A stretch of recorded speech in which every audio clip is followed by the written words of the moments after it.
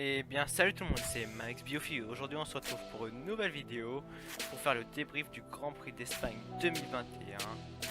Juste avant de commencer cette vidéo, n'hésitez pas à vous abonner, à activer la cloche de notification, liker, partager à vos amis et bien sûr commenter pour me dire ce que vous voulez comme prochaine vidéo dans le thème de la F1 bien sûr. Et c'est parti. Alors je tiens juste à rappeler que la pole position a été obtenue par Lewis Hamilton. On peut le féliciter pour sa 100e pole quand même. Ce n'est pas rien. Et on va rappeler juste l'arrivée, le podium de l'arrivée de ce Grand Prix. Alors il y avait Hamilton en première position, ensuite Verstappen et pour finir Bottas. Désolé aussi s'il n'y a pas eu de pronostic parce que j'ai sorti une autre vidéo, le deuxième épisode de la carrière, sur F1 2020 et j'avais pas trop de temps non plus pour faire des pronostics. J'étais occupé à autre chose. Alors on va parler maintenant de ce départ. On peut dire que la pole était de Lewis Hamilton, Verstappen en deuxième, Bottas en troisième. Il y avait Leclerc en quatrième et la Alpine de Esteban Ocon en cinquième position. Les Alpines ont plutôt fait un bon départ comme vous pouvez le voir sur la gauche de l'image. Sauf que Ocon a freiné trop tôt et Alonso il a fait un bon départ mais il s'est peut-être un peu trop écarté et Ocon il aurait freiné plus tard, il pouvait se placer parce qu'il a perdu une ou deux places sur le départ.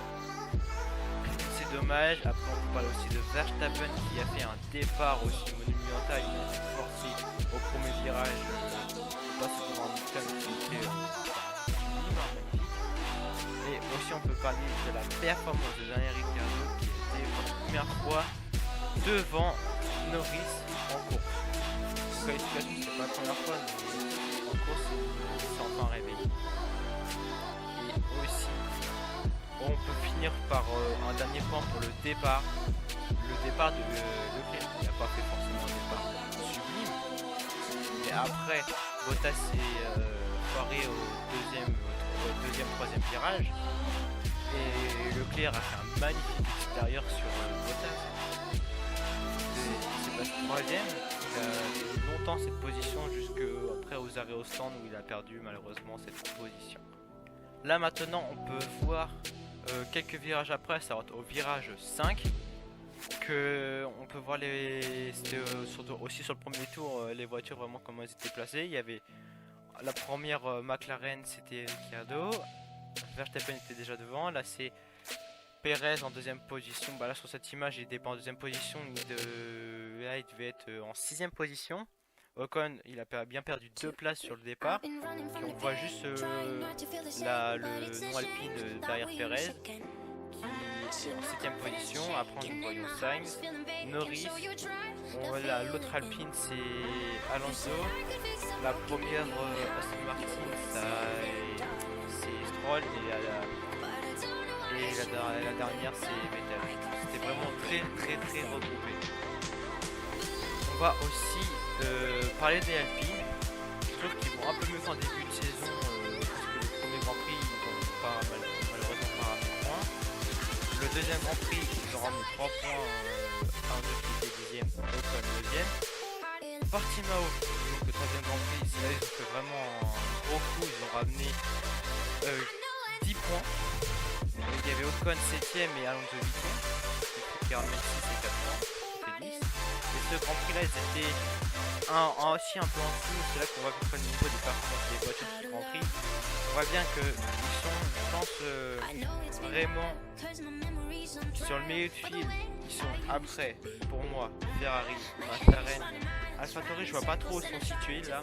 Au départ de saison, ils se situent en même temps que McLaren et Ferrari, mais là je vois pas trop pour le coup. Mais pour moi, Alpine c'est devant Aston Martin, Williams, Alfa Romeo, on peut dire As aussi, mais As sont toujours amis. Il y a juste Schumacher qui arrive pas à tenir les Williams sur certains compris.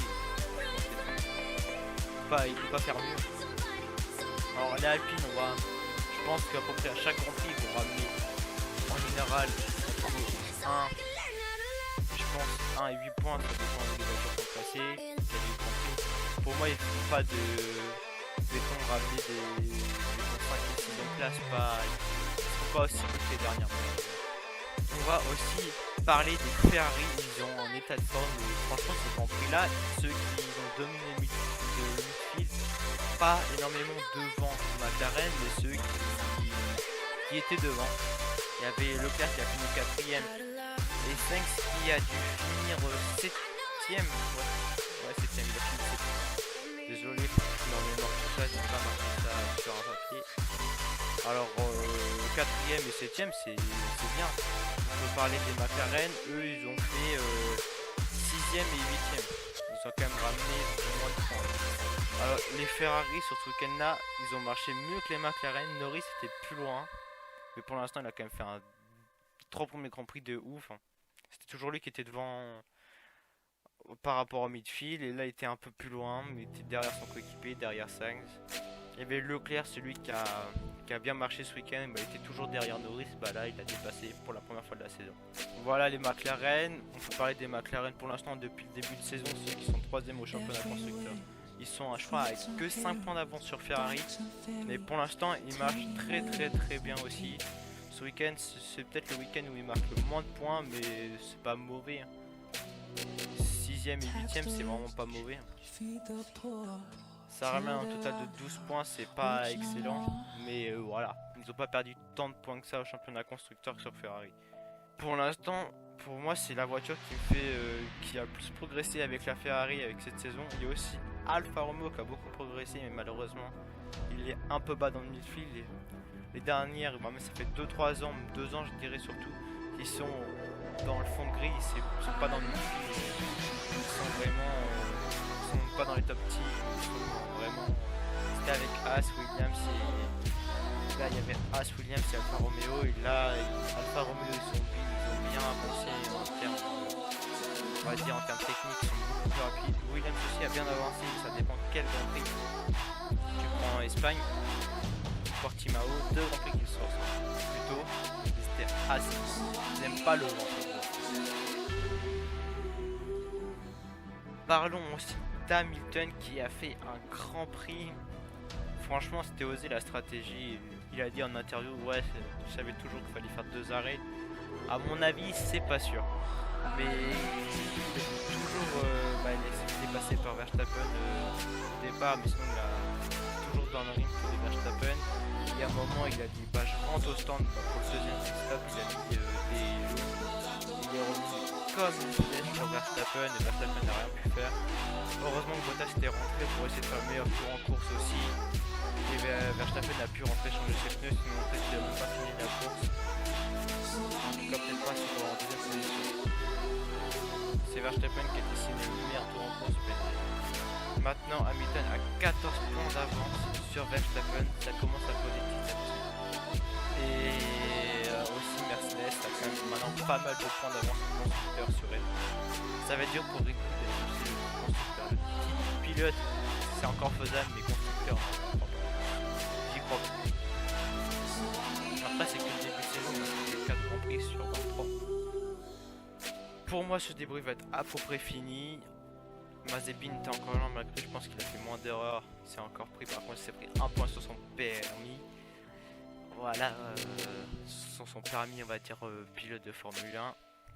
Il a du mal à respecter les drapeaux bleus. Il y a encore pas mal d'erreurs, mais c'était quand même un meilleur Grand Prix sinon sur l'ensemble. Alors maintenant pour moi ce débrief est fini. Juste avant je tiens à dire cette vidéo là sortira mercredi 11. Et la vidéo qui aura logiquement tous les samedis, il n'y en aura sûrement pas. Je tiens à m'excuser, on aura une bien sûr mercredi prochain.